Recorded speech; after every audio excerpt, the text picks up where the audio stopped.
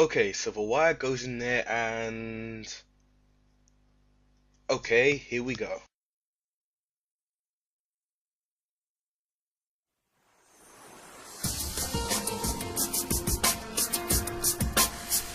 Nature and the Significance of Play.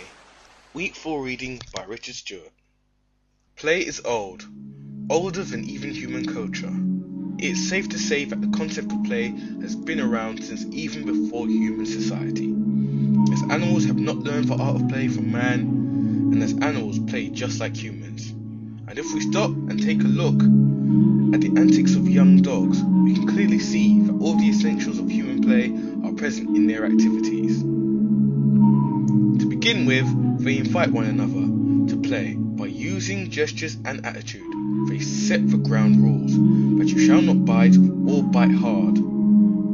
They display mock anger, and what is perhaps the most important aspect of play, they experience tremendous amounts of fun. Bear in mind, this is only one of the simpler forms of play, as animals have shown to each other much more highly developed forms of play, such as regular contests and beauty performances before their admiring public, to such play forms that are abundant in human culture and daily life.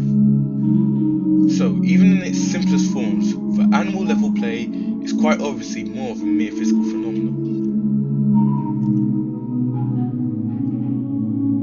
or a psychological reflex. The concept of play goes beyond the confines of pure physical or pure biological activity. Quite simply, play is a significant function that has a meaning beyond its existence.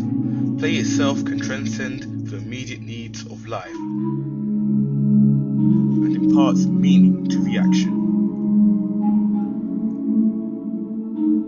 All play means something, and if we break it down into core principles, we are left with instinct, which explains nothing about its relevance, but if we use the mind or will as a core principle to explain it, we have said too much.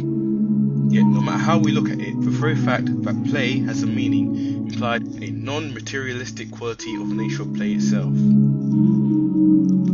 Now, play as a function is generally taken for granted, as it is in essence a biological function. By some, the origin and the fundamentals of play have been described as a release of stored vital energy, yet by others it is the satisfaction of some primitive instinct, or again is simply a need for relaxation.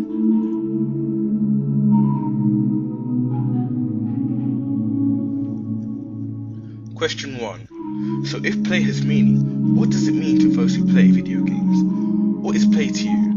And is it a need based on instinct, or is it something more? There are many theories about play. Some denote it as training for what lies ahead of you in life. Another sees play as an exercise in building restraint, whereas others find that play is just part of the human basic instinct of completion and as an outlet for harmful impulses in the body to have balance.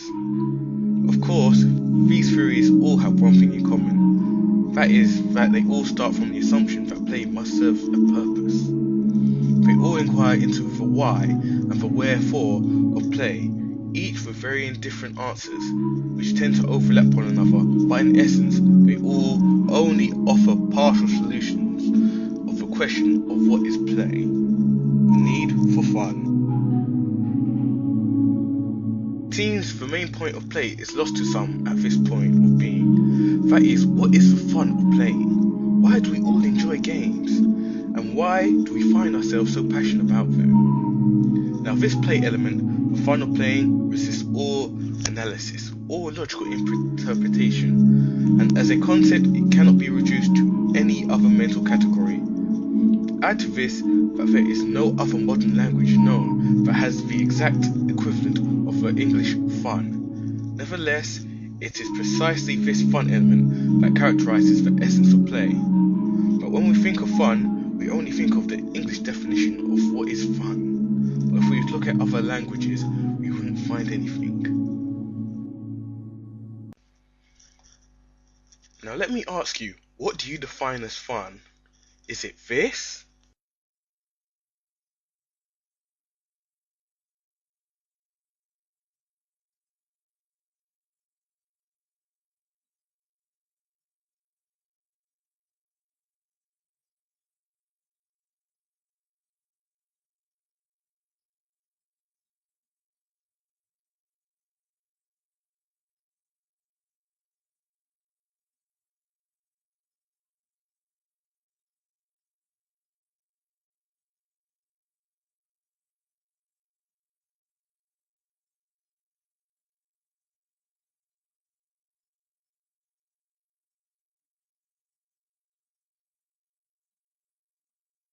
This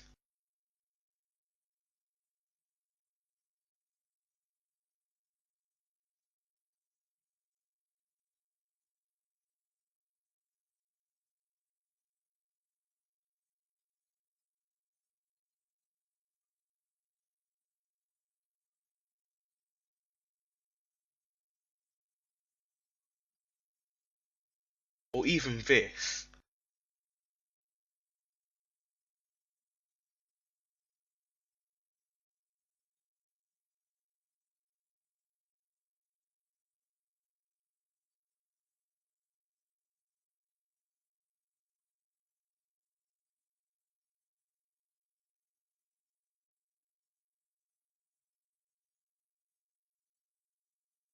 Take a few seconds and think about what you think fun is as an activity of play, or is it something else?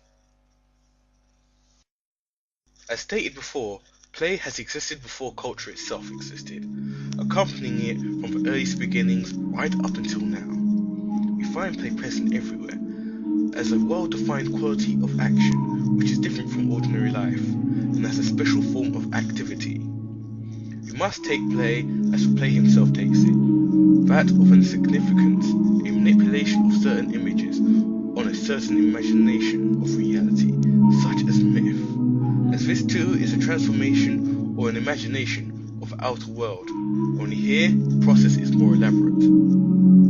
It should be noted that first and foremost, all play is a voluntary activity. Play to order is no longer play, but a mere imitation of it. It is the quality of freedom that marks itself off from the course of a natural process. It is something added to and there and spread out over it like a flowering, an ornament, garment. Obviously, freedom must be understood here in the wider sense that leaves untouched the physiological problem of determinism. It may be objected that this freedom does not exist for animals, and for children they must play because their instinct drives them to.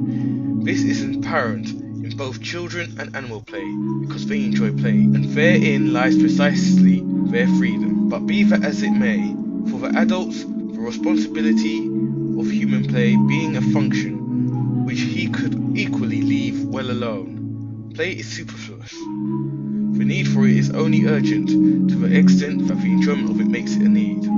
Play can be deferred or suspended at any time. It is never imposed by physical necessity or moral duty. It is never a task. It is done at leisure during free time. Now let me ask you a question. Do you believe play is necessary? Is the concept of play born from pleasure or from the biological need to do so? The characteristics of play. With the realization of freedom, we have the first main characteristic of play. That it is free is in fact freedom. A second characteristic is closely connected with this, namely that play is not ordinary or real life.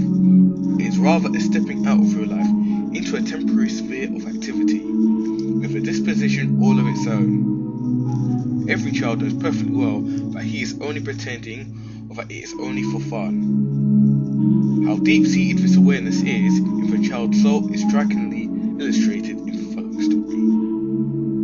He found his 4-year-old son sitting at the front of a row of chairs playing trains. As he hugged him, the boy said, "Don't kiss the engine, Daddy. The carriages won't think it's real." This only pretending quality of play betrays a consciousness of the inferiority of play compared with seriousness, a feeling that seems to be something as primary as play itself. Nevertheless, as we have already pointed out, the consciousness of play being only pretend. This concept of play is the most common of all activities and is a key element in video games, as the vast majority of video games have you, the player, doing what is mostly pretend, be it being a space marine fighting to save his planet, a sword-wielding hero on a quest, or even just a snowboarder tackling a steep mountain. All of these are elements of pretend that can be linked back to the simple thought of doing something but you normally can't. Perhaps this is what video games and the notion of play is what makes it so addictive and necessary for some, as they allow them to escape from reality, as they seek to do the impossible. Question: do you play video games as an escape from reality? And if so, is this action your definition of fun?